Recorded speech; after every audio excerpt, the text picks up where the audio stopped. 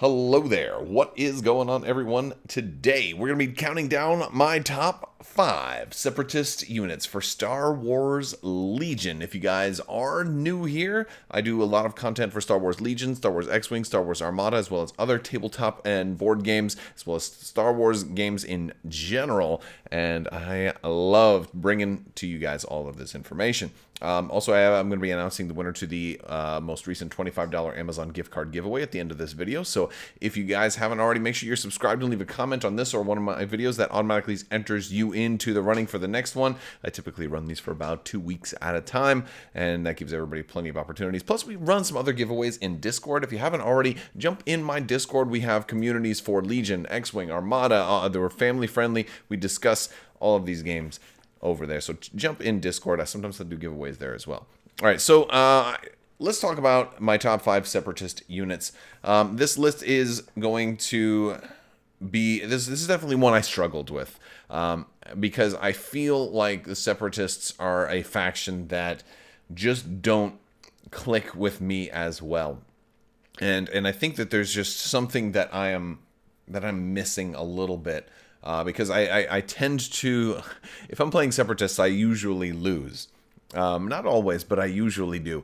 Or if I do win, it's a sloppy victory and things don't go kind of the way that I've wanted them to do. So I found it was a little bit more challenging to really try and pick the my top 5 Separatist units, because there's obviously some bias of myself that's going to show up into this list, but also, you know, maybe some disagreements between you guys. And I'd love to hear about that. Let me know in the comments what your favorite Separatist units are. If there was maybe some that you didn't think should have made the list, or some that you thought that should have been on here that didn't quite make the cut. Now, if your favorite unit isn't on here, it might not have, you know, that doesn't mean I'm saying it's terrible. It just didn't make my top 5. So yeah, that's what we're going to talk about. With all that being said, let's jump in to the video and start with number 5, the T-Series tactical droid. This one is a newcomer to the faction. It hasn't been in the Separatist army for that long, but I thought this one really deserved a very special place,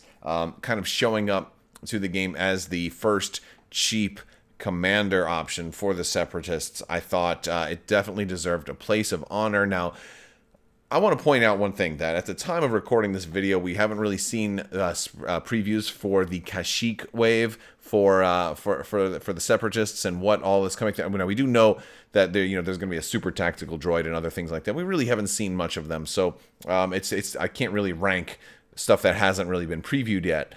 So I'm not really taking that into consideration. So we don't know if they're going to be cheap or if they're going to be expensive, or where those are going to fall on the spectrum. So the T-Series Tactical Droid has some cool abilities. It's not a particularly great unit, but it does come in a particularly great expansion pack that gives you a lot of fantastic cards and upgrades and things like these, you know, these Separatist generic command cards that really give you a lot of options when list building. This is something I think the Separatists struggled with for a long time, is that all of their commanders were so darn expensive, and even though they had cheap core units, they were kind of pigeonholed into running a whole bunch of B1s. You had to run B1s. You had to kind of max out or run a lot of B1s, an expensive commander, and then see how much points you had left for anything else. And so having a cheap commander option opens up so many new options for list building, and I think what this does for the game is just incredibly important, and also the fact that it tends to work well with what the faction does. It has direct for a droid trooper unit. It automatically has that ability to start your B1 chain, and so much of the Separatists' core mechanics involve that AI and being able to, you know, get those order tokens out to as many units as possible to kind of prevent the AI from kicking in and causing you to, you know, take shots before you could aim, or maybe take an inefficient shot because the only shot you have is, you know, with only one of your heavy weapons and has longer range than the rest of your unit, and the only person they can hit is behind heavy cover, and you're not going to do any damage with that shot, and it's a wasted shot, but you have to do it because they didn't get an order token. So the direct for a droid trooper unit really helps you mitigate that, and that's in addition to your, to whatever command card you play, even if you end up playing standing orders. Bolster 2 also is a really nice ability. Since so much of the Clone Wars, but especially the Separatists, a lot of these droids have nothing when it comes to Surge. So, Surge tokens are going to be particularly helpful, and the fact that you're getting some really cool new command cards with your Specialists expansion. The Specialists has other stuff in this expansion, but I'm really talking about units. And so, these command cards don't have to be played with the T-Series Tactical Droid, but if you do want to run the T-Series Tactical Droid, you're going to, as your commander, if you're going for that, like this is my cheap only commander option, you're going to run your basic generics and then these three as well, and it just gives you a ton of flexibility that you did not have before. So, the number 5 spot goes to the T-Series Tactical Droid.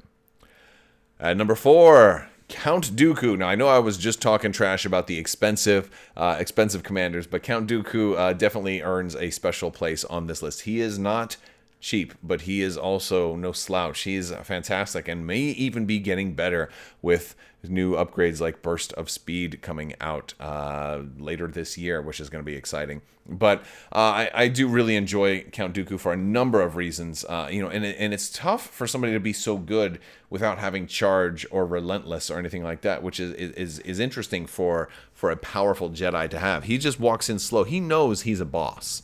There's so many things that make him stand out, especially amongst Force users and saber wielders.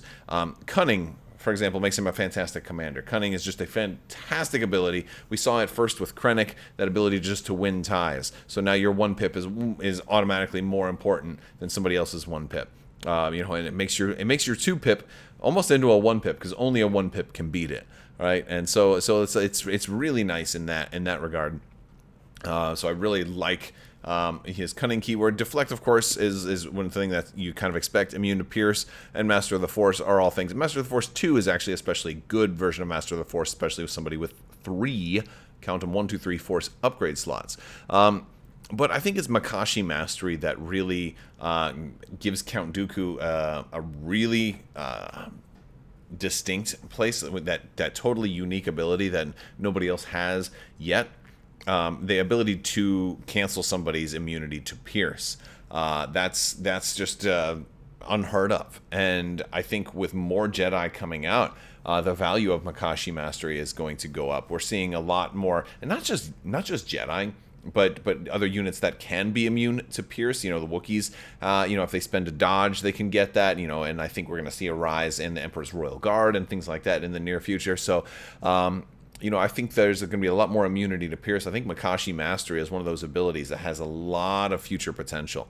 I typically like to run Dooku with Force Choke, Force Reflexes, and Push, and aggressive tactics, but you can also consider giving him something like Vigilance. I think Burst of Speed is going to fit into that. I think maybe you consider dropping Force Choke for Burst of Speed, or if you run him with Vigilance, maybe you can get away without running Force Reflexes. If you maybe take a dodge early or get a dodge from a command card, you can kind of keep that on yourself. Maybe you don't run aggressive tactics. It kind of depends on what the rest of your build is going to look like. But another thing that makes Dooku especially amazing, I mean, he's got Surge to Crit naturally. There's a lot of Jedis that don't have just all that Surge to Crit. A lot of the first Jedis, like with Luke or with Vader at least, I'm so used to having a powerful Jedi like Darth Vader not have his surges count as misses, and that in rolling red dice, when you roll like 6 red dice and you get like 2 surge, it's or more sometimes, it's so disheartening. So having surge to crit is fantastic. And he also has a built-in lightning attack, which is actually really cool. And he's got Pierce on a ranged attack also, and it's a 5 dice attack. It's not bad. It means you don't have to give him Saber Throw. You can, but you don't have to. But Dooku's command cards. Dooku's got some really powerful command cards. He and I think his 2-pip is probably one of the most unique and one of the most special and potentially game-breaking cards. It can really kind of shut down somebody else's strategy, especially. I remember one of the first times I ran Dooku, I was able to play Double the Fall after Rex played his 1-pip and he was going to fire support everything, and I'm like, no, you can take that order back, and he didn't get to do it. He didn't get to do his fire support at all, and it was just such a terrible counter, against certain types of cards that are going to do that. So I think it's just great having those options. I think You Disappoint Me is a good card. and it's nice, but I really like his 1-pip. I think if you combine his 1-pip with burst of speed, you're gonna have some really, really cool things. Because I think the cool thing about burst of speed, while it only is taking a 2 speed character and bumping it up to 3, so they're not getting that much. Again, Dooku doesn't even have jump, so it's not going to be like super broken. But if you combine that with relentless, and then the fact that since he's going to have relentless during that turn, of course you can choose that turn to be the turn you do this, gives you a lot more, makes this card a lot more usable, because this one has often been a little tricky to make work on a character that doesn't have jump. But you also you also have to think about his speed too. So even at the end of burst of speed, that following turn, he's not going to be stuck in place. He's just going to have a single immobilized token, which means he'll just be down to speed 1. So it's like again, and that's like the kind of trade-off. Burst of speed is super great on a 1-speed character, but then it leaves him a total sitting duck, versus burst of speed on a 2-speed character, which is still good, but it doesn't cripple them as badly, especially if they're in prime position, to keep wreaking havoc. Maybe Dooku's in great position, doesn't need to move. Maybe he can just do lightning on people, and maybe he does a little forced push or does a melee attack or something crazy. So Dooku is pretty fun, and he comes in at number 4. Number 3, the AAT Trade Federation Battle Tank. This thing, first off, I'm going to say a lot of points go to this unit just for how freaking beautiful it is. And I know that some people might disagree with me here, that I'm actually giving bonus points on a ranking list according to the mini and not the functionality in the game. But this is a minis game, and I think when somebody has a really, really awesome mini, they get bonus points for that. And I don't think it needs the bonus points, because I think it's a solid mini on its own. But I did want to do a special shout out to the amazing miniature of the AAT. It's huge. You could hardly even call it a miniature because it's so big. But this one stands kind of head and shoulders above the Separatist saber tank, just because it's so much more recognizable. It's iconic, and it has.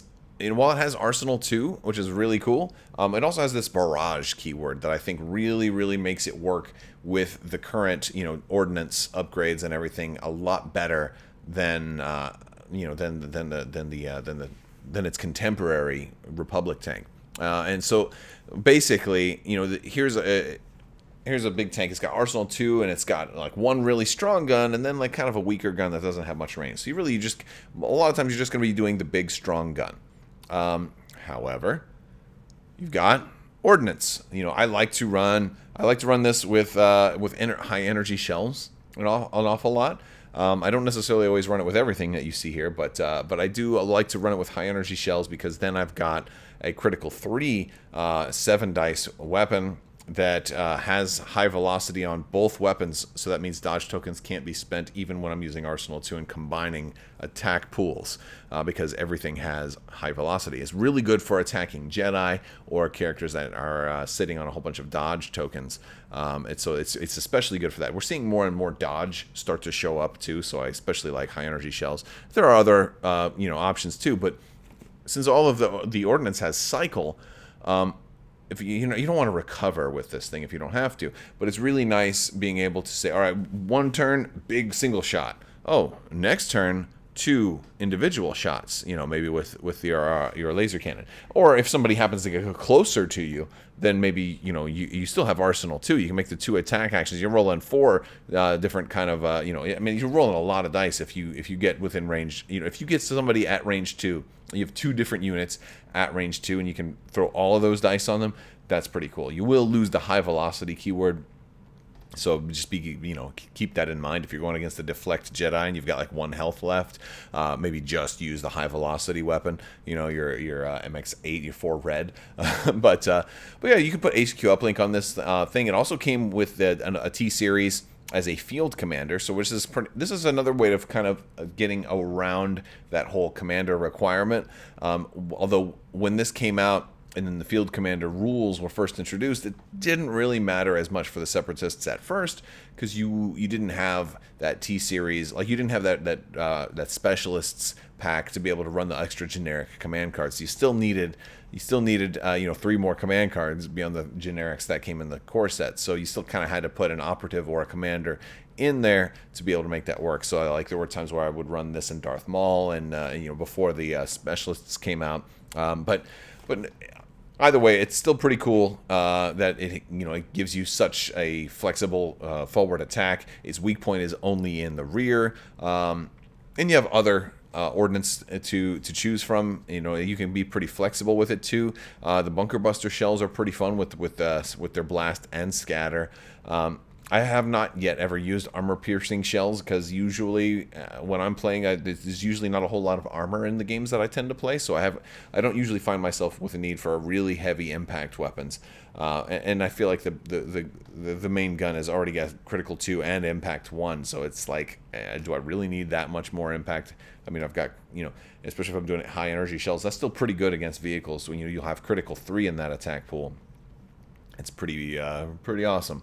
So so I think the AAT is just, and it's hard to kill. It sits on the battlefield. It's going to shoot heavily every turn. It's hard to kill, and that's a beautiful thing, and it's beautiful.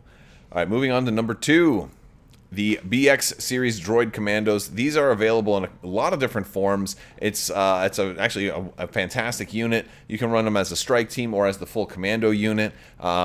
I like to, when I'm doing the strike team, the snipers are pretty good. I love to give them deflector shields because now all of a sudden I've got this 2 health unit. I'm hiding one kind of behind a piece of terrain, so it's kind of immortal, but then I also add shielded 2 to that entire defense pool. It's like, they're really hard to kill when you have those shields on a sniper. Most people will just say, forget it, I'm not even going to waste my time, unless of course I can get a unit to kind of sneak around to you. And then if you want to be fancy, put something like Hunter on them, which can be pretty nice. Or, you can put if you want tactical 1 on them, so if they get the AI and they have to move, they at least get the free aim token, and you can spend that for lethal 1. Hunter's kind of like the more optimal setup in case you end up having to attack a commander or a hero or somebody who's already gonna have a wound on them, and you get the free aim at least, and give yourself some 2 red dice with Pierce, which can be nasty. You got Sharpshooter 1 in there. I mean, this is just a good unit as a whole too, because you already have Surge to Hit.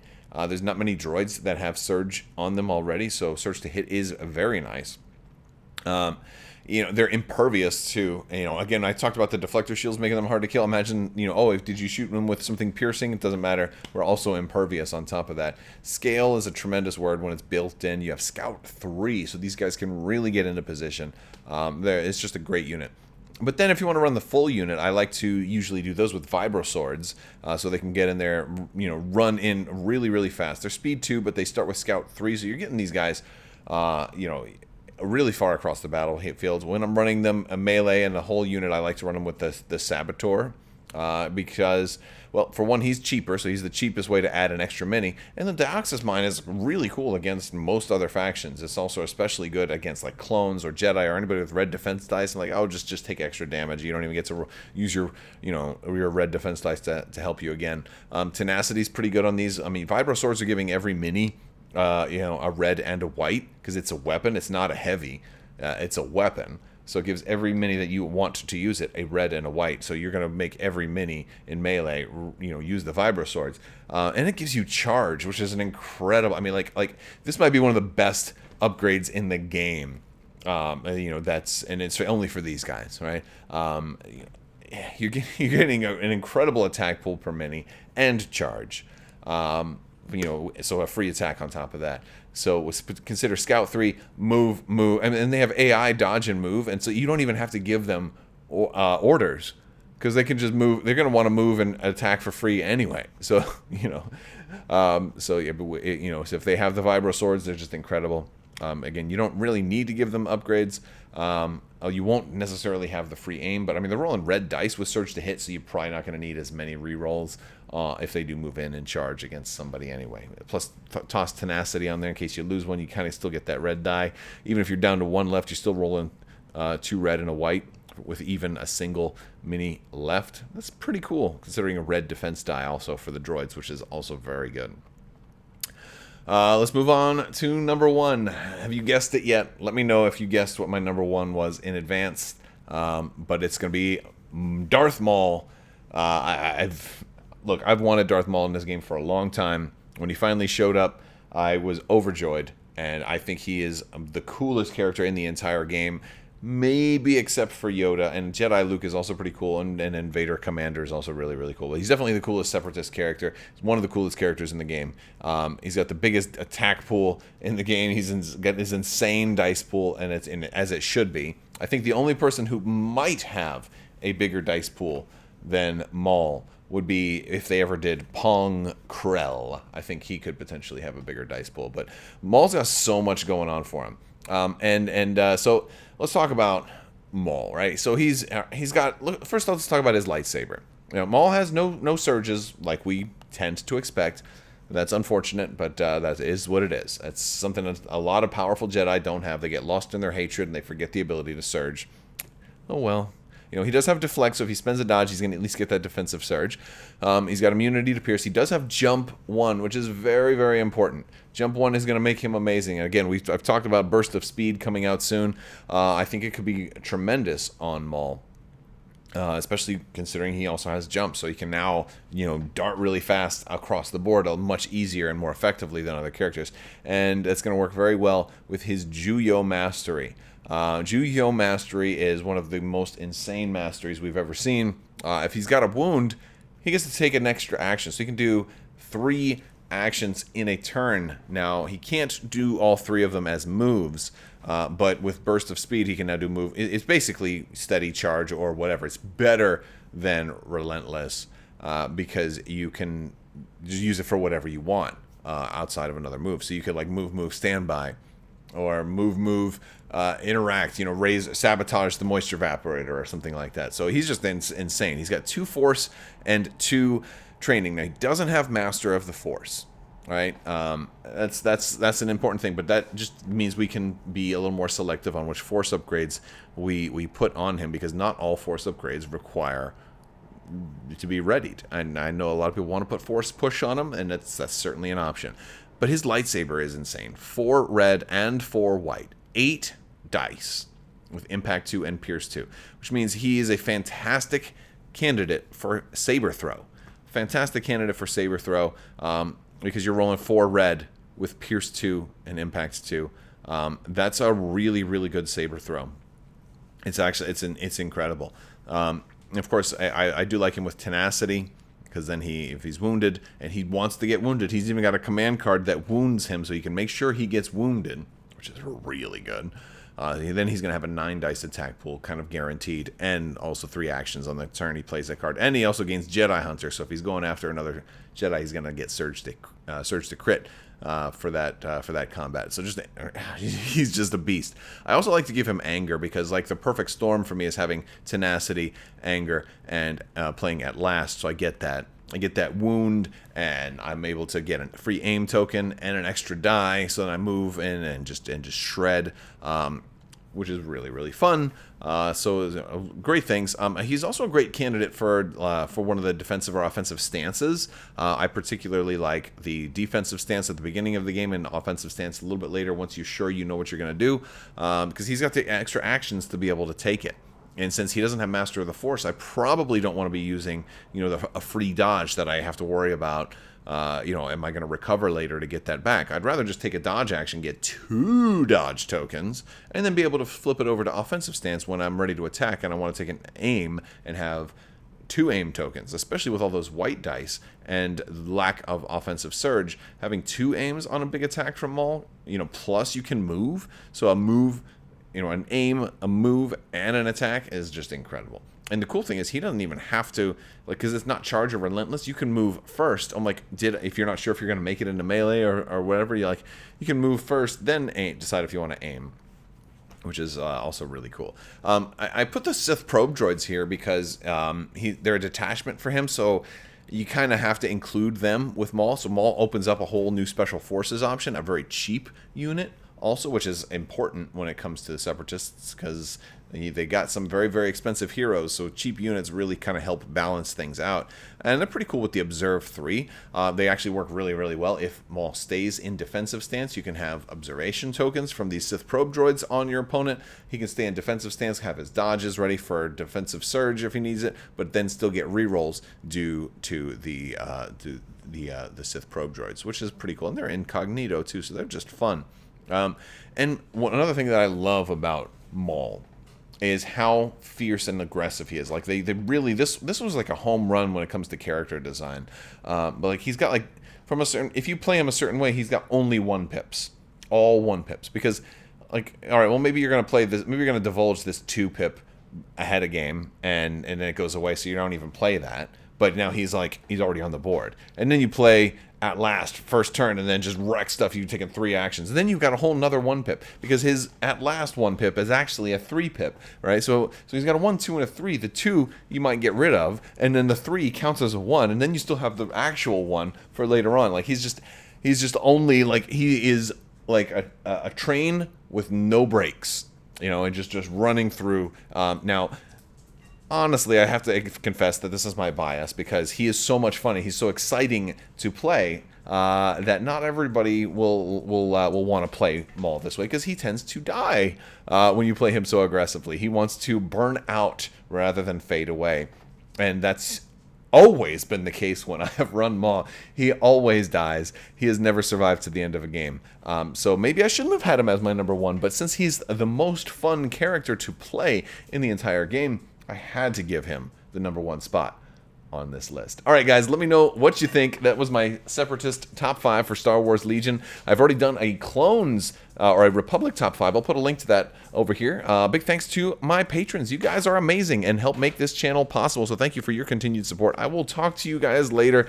Be sure to check the links in the description below. And always, don't forget, never poop with the door open.